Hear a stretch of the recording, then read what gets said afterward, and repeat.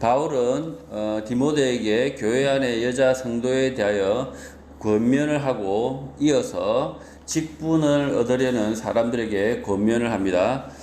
디모데전서 2장에 그 여자 성도에게 대해서 권면을 했죠. 이번 3장에는 직분을 얻으려는 사람들에 대하여 권면을 합니다.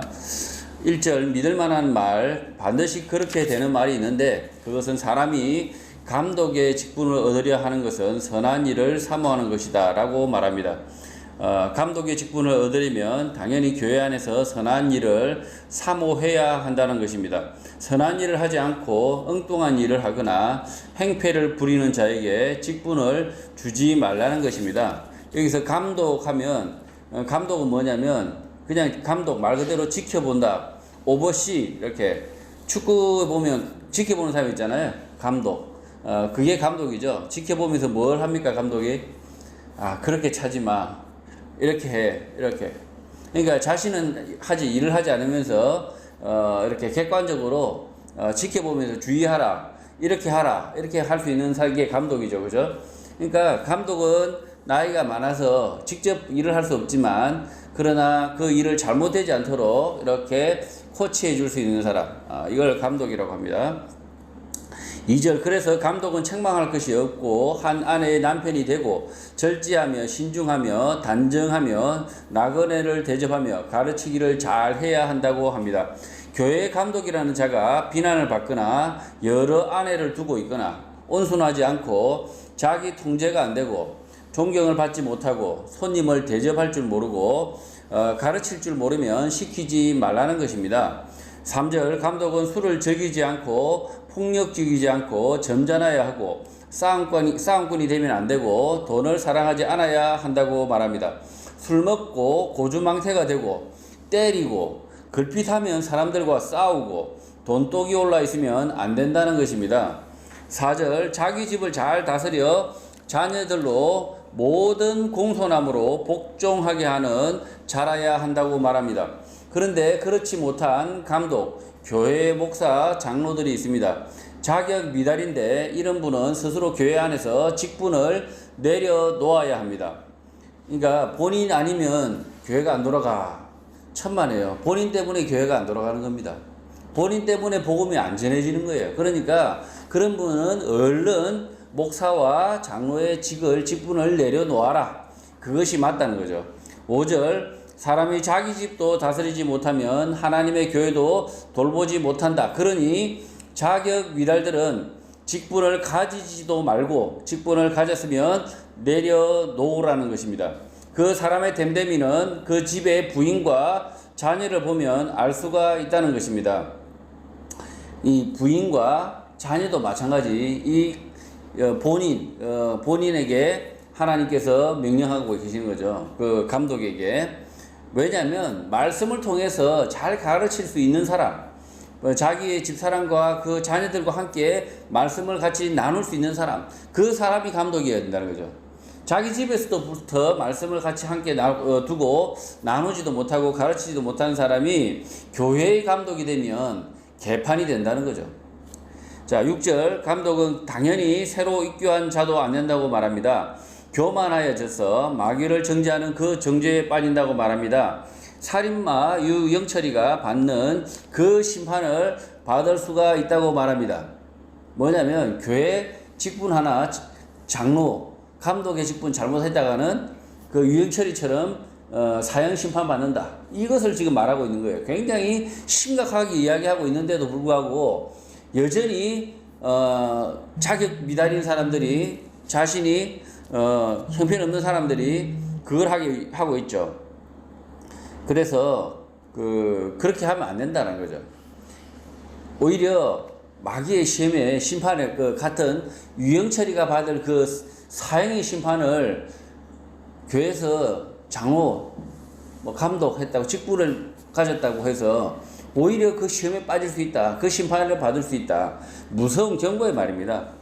교회 안에서 겸손하지 못하고 교만하게 되고 결국 마귀가 된다는 말인 것입니다. 교회 안에서 오랫동안 말씀 안에서 배우지 않고 조금 안다고 깝치면 결국 마귀가 된다는 마귀가 된다는 것입니다. 자기 자신을 잘 알고 하나님 앞에서 겸손해야 마귀가 안 된다는 것입니다. 자기 자신의 생각과 감정, 직감, 지식 등은 그렇게 중요하지 않고 예수 그리스도의 말씀만이 진리라고 믿고 하나님 앞에서 자기가 아무것도 아니라는 사실을 알아야 한다는 것입니다. 7절 감독은 교회 밖 사람들에게서 좋은 평을 듣는 사람이어야 하는데 그 이유는 그가 불명예에 빠지거나 마귀의 함정에 걸려 들어가면 안 되기 때문입니다. 안희정, 오거돈, 박원순처럼 불명예에 빠지거나 마귀의 함정, 성적 문제나 돈의 문제 등으로 걸어 들어가면 안 되기 때문입니다. 마귀의 올무에 빠질까 염려하라 라고 번역하고 있지만 저는 걸어 들어간다고 말하고 있습니다. 성적인 문제나 돈의 문제 등을 보면 유혹에 빠지는 것이 아니라 유혹을 찾아가는 것으로 생각됩니다. 자기 발로 음란한 짓을 찾아가 하는 것입니다. 빠지는 것이 아니라요. 실수로 하는 것이 아니라 자기 발로 찾아간다. 지금 성경의 번역을 정확하게 다시 보면 그 잘못을 마귀의 유혹에 빠진다라고 생각하지만 우리가 생각할 땐 빠진다 생각하지만 빠진 사람이 있습니까? 빠진 사람이 없고요. 다 걸어 들어갔습니다. 자기가 스스로 안 할 수 있는데 불구하고 자기가 직접 걸어가서 그 죄를 저지르는 거죠. 지금 음란한 일에 빠져 있거나 불의한 재물을 얻고 있다면 회개하고 돌이켜야 합니다. 그렇지 않으면 비방은 비방대로 받고 마귀와 친구되는 것입니다. 8절 집사들도 감독들과 마찬가지로 정중하고 일구이연을 하지 않고 술에 임박히지 않고 더러운 일을 탐하지 아니하여야 한다고 말합니다. 자기 기분 내키는 대로 말을 하고 이렇게 저렇게 아무 말이나 하고 술 좋아하고 더러운 돈을 탐하는 자는 집사 자격이 없다는 것입니다. 지금 감독의 직분, 그 다음에 지금은 집사의 직분을 이야기하는데 감독은 별거 아니에요.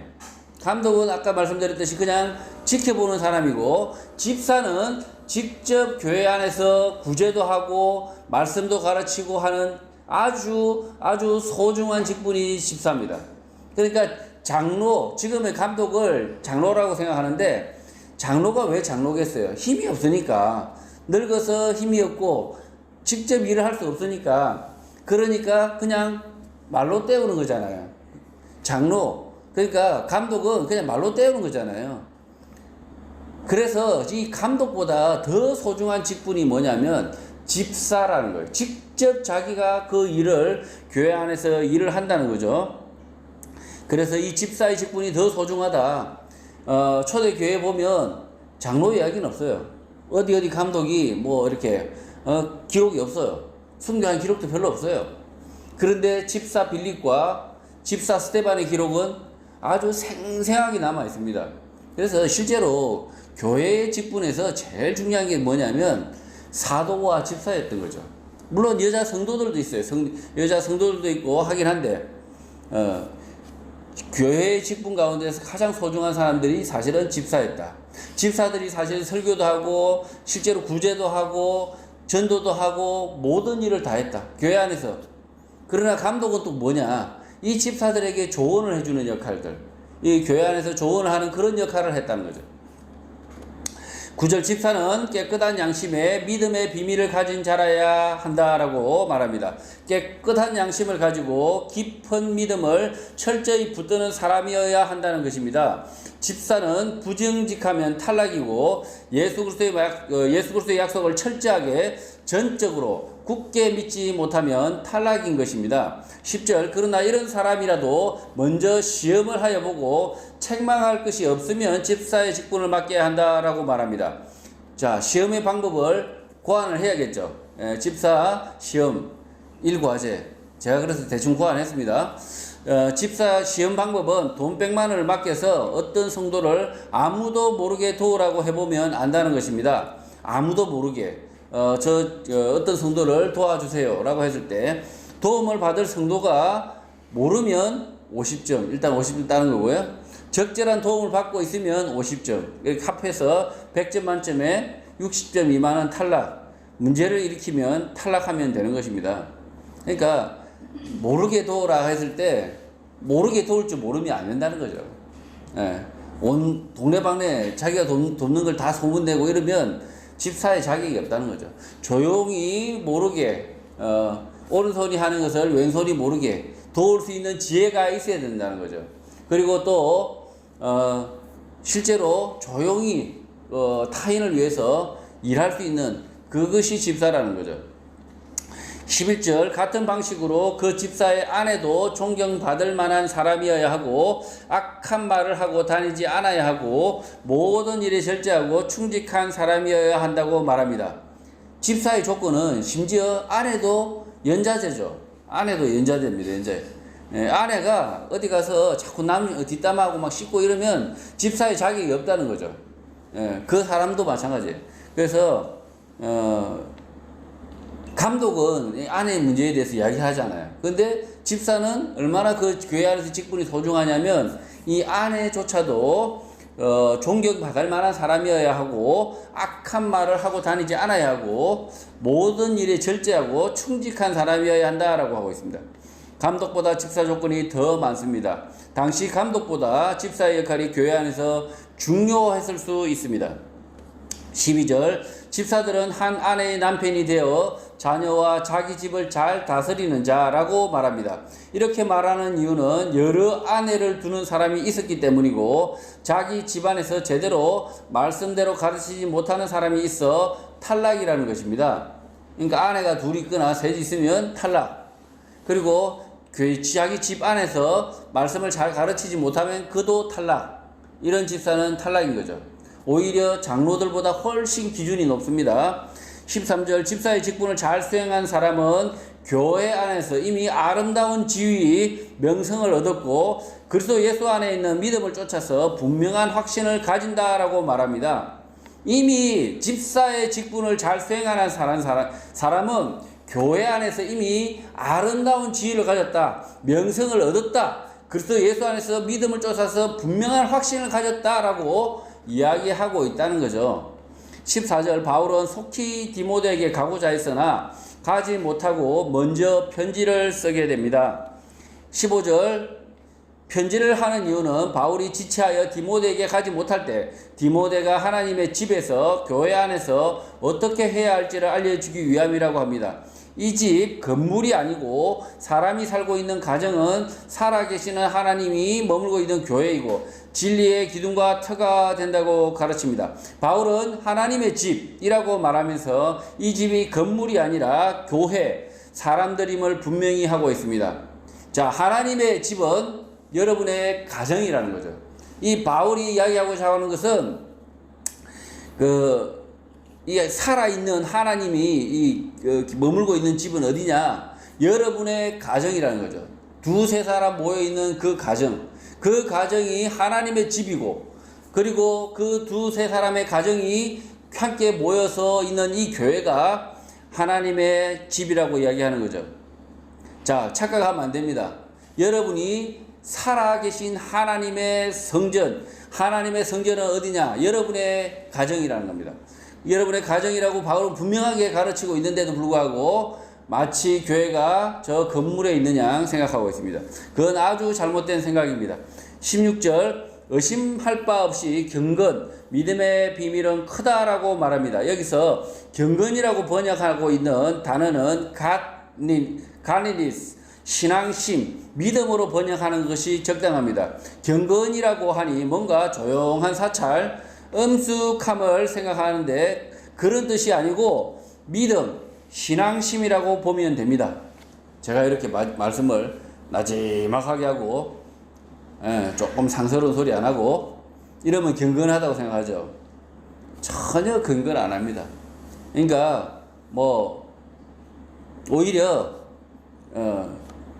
그냥 사람들의 언어를 말을 하고 오히려 하나님의 말씀에 더 확신이 있는 사람, 이 사람이 경건하다는 거죠. 실제로 우리나라 말에 참 이렇게 좀 생각을 달리하고 있는데 경건하라고 하니까 목사님들 보면 다들 이래요. 다들 그러면 경건한 것처럼 전혀 안 경건하고요, 위선적인 거고 파렴치한 겁니다.